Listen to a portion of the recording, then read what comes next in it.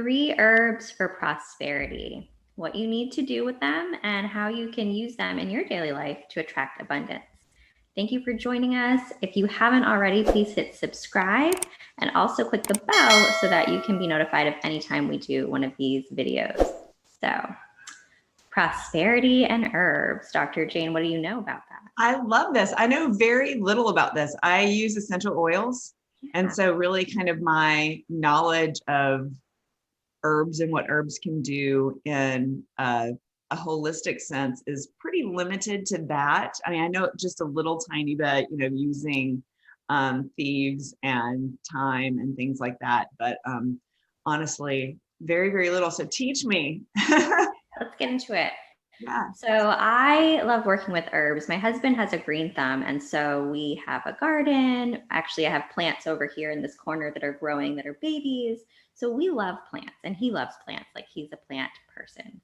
I personally love getting the plants, drawing them, and then working with them magically. So 3 of the herbs I love to work with are basil, cinnamon, and mint. So all 3 of them are for prosperity, for abundance, and attracting that. And I use them in a few different ways. So let's start with basil. I know a lot of us love to use basil in cooking. I'm Italian, so that's what goes into all my sauces. Oh yeah, basil and oregano. Oh yeah. It's good. It's amazing. Yeah. And you can also use it to create an abundance of tranquility. So if you have basil. I'm taking notes. If anybody sees me writing down, like, what's she doing? I'm taking notes, and you should be too.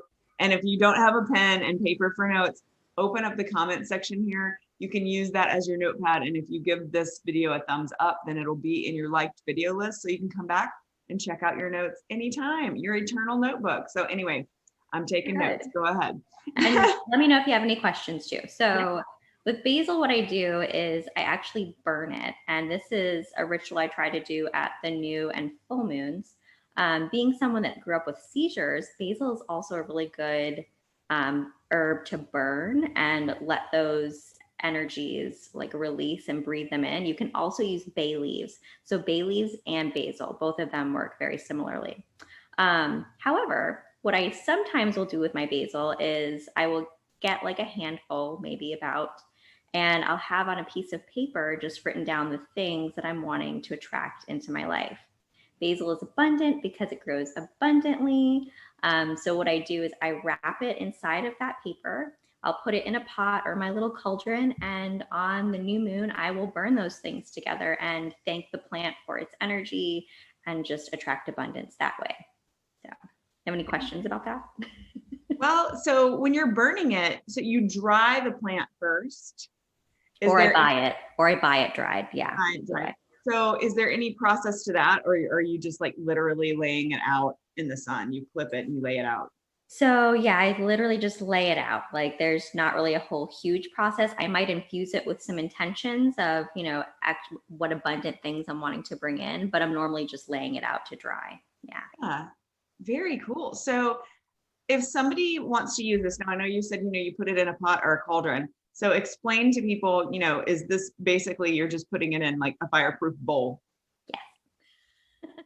Yeah. So I have like big cast iron bowls, so that would work.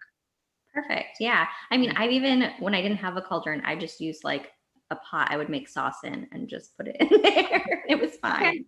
Okay. So yeah, totally good.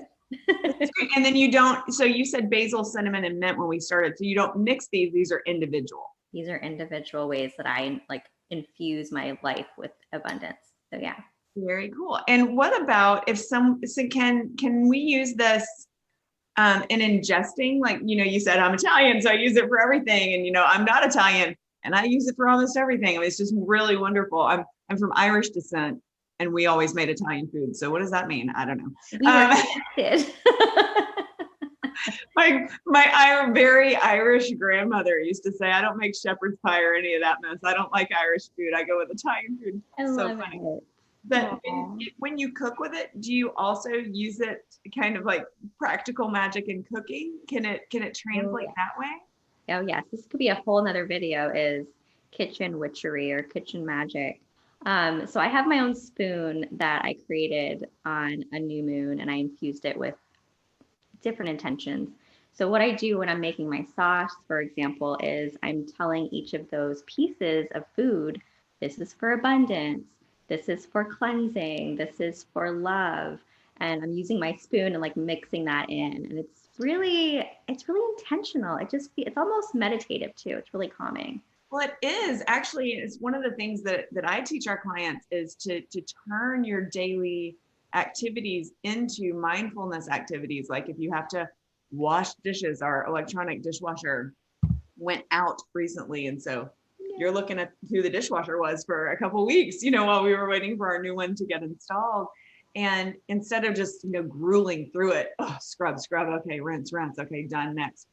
I really took it as an opportunity that forced me to slow down and really appreciate the feel of the dishes and how the dishes felt differently with the water pouring over them. Gratitude for the water, how the soap changed the feeling of everything. You really washed them with my hands, not with gloves on, or scrub it. And it was really very calming, and I believe cooking is the same way.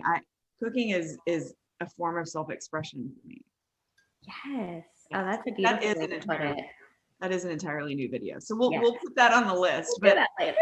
staying on topic, let me kick it back to you for cinnamon. When you said cinnamon, I was like, ooh, that one really, actually cinnamon and mint really, really interests me because I actually grow these things. I don't necessarily have what you'd call a green thumb, but I grow things in my yard that help to detract pests, mosquitoes specifically, because I live in a really high mosquito area. And both of those things, actually Basil does as well, that they help mosquitoes to want to go somewhere else so that I'm not killing a bunch of creatures. So It's awesome. It's awesome what plants can do. And yeah, so I'm giving like a few different ways because yes, you can ingest all of these things. Yeah. Cinnamon was the one I'm going to get into ingesting because I love this wonderful herb. So I personally just buy cinnamon sticks. I've never grown cinnamon myself. But what I'll do is with a hot chocolate, this is really good to do in the wintertime or even now. I mean, it's not super hot yet. It's never too hot for hot chocolate. Hot.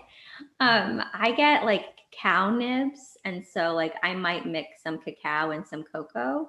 And then after I've like done that, I'll pour it into a pot and I put like the cinnamon sticks inside of that, let that kind of get in there.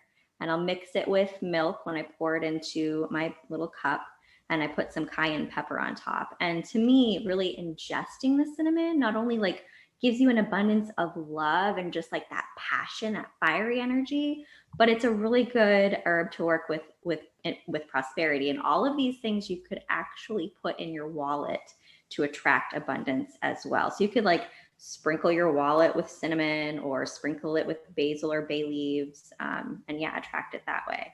So that's fantastic. Okay, so the cacao mixture that you described actually reminds me when I lived almost as far south in America as you can get before crossing the border into Mexico, over in California. It reminds me of a Mexican I call it Mexican hot chocolate. I'm sure that there's an appropriate word or name for it, but it did have the cacao and cinnamon and the cayenne. yeah. In it, and it is very those things don't necessarily sound like they'd go together, but they do. They're so good. Oh my gosh. And yeah, so I was a Spanish teacher, so I like love to bring that culture in, and they just have so much passion and warmth for their food. So really giving that type of abundance to my food really makes me feel good. So, yeah, it is technically Mexican hot chocolate. Yeah, and it's good. That was one thing that I learned about that culture. They love to mix the sweet with spicy, which isn't that what we like to do in life? I think it's an interesting way that food will mirror kind of how we like to do life, especially our love lives. You want it to be sweet, but you want it to be a little spicy too.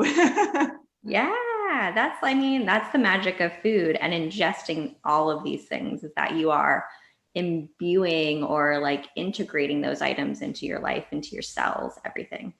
Yeah.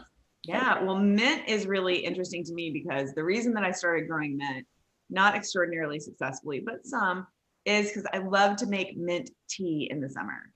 Love, love, love to make mint tea. So what do you do with the mint? And first of all, what's the purpose of the mint? So the mint, as we've said before, all of these plants are abundant, so they grow abundantly. Mint for me is really about calling in that cleansing, calling in that, I don't even know if I have a word for the feeling. It's kind of a heart opener for me. Rejuvenation? Yeah, that's a good word for it. It just feels open. And so for mint, yes, I'm going to use it in anything from mint tea to mojitos, but also I just like to grow it because to me, it's such a good plant to put around your yard, like around the garden to attract abundance and get rid of pests. But it's also just a really good plant just to have and put in anything. So it's a great one. To me, it's very connected to the earth and very connected to keeping things clear, keeping things open in that abundance mindset. Fantastic. And can I ask you about an herb that I've always been drawn to? I've actually been successful in growing it, which is kind of amazing if you know my history with plants. I tend to love plants too much. And if you love something too much, you kill it. So it's kind of I have to like hold back because I'm so passionate. I'm like, I want you to grow, so I'll give you more. And some of the plants are like, you just drowned me.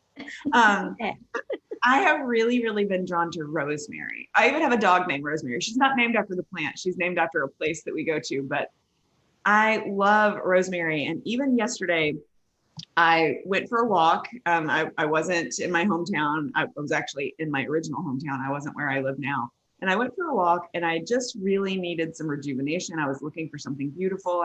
That's what I said when I walked out of the hotel where I was staying. And the cool air hit me. I said, just show me beauty, because today I really need something that will fill me with love and appreciation for the world.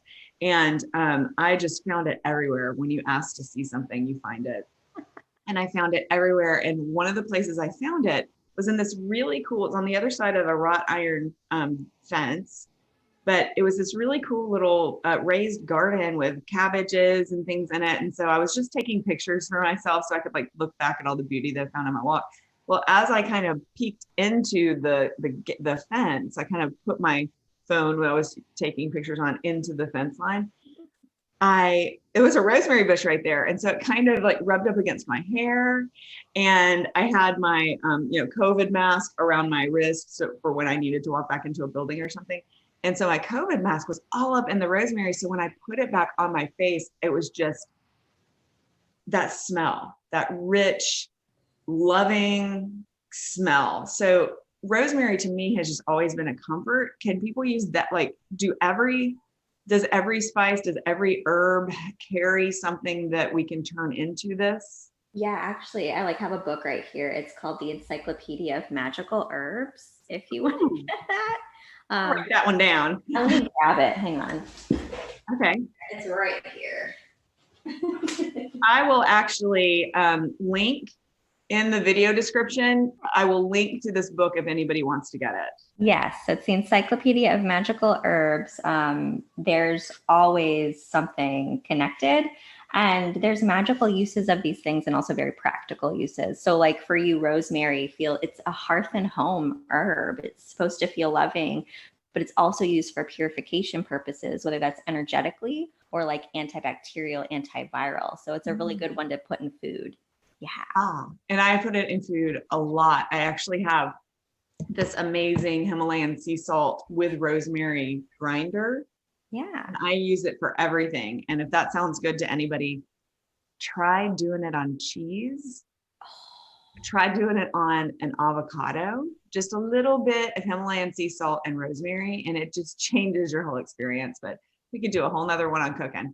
So, oh my gosh, this is so cool. I can't wait to get into my kitchen and outside of my kitchen with this huge pot that my husband gave me. Was like, here, and it just looks like I need to use it over like in frontier times over a fire or something. I don't know what to do with it, but now I do. Now I can burn my basil in it. So yeah. Well, thank you so much. If this was of any help to you, will you guys give us a thumbs up just to tell us that you like it? that you want more like this. And as Pixie said, if you're not already a subscriber here, join us. We'd love to have you.